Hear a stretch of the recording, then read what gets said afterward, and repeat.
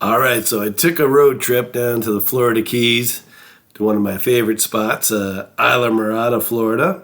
And I stopped by the Bass Pro Shops, the Islamorada Fish Company, and right behind it they got all these docks and everything. So I went out the docks and figured I'd drop down, and lo and behold, hit into a huge school of tarpon.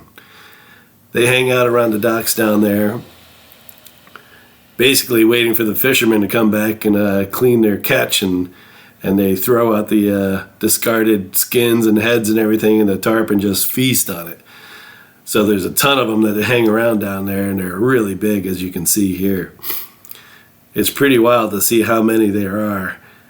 I mean, they just keep coming by here and there, and you can see them from standing on the dock looking down. They're huge. Some of them are 4 or 5 and upwards of almost 6 feet long, probably over 100 pounds.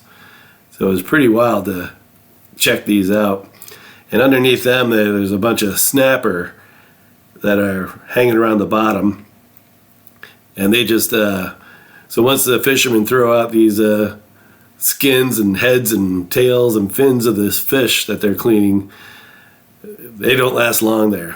The last time I was down there, a manatee actually came up and started eating some of the dead skin off the discarded fish.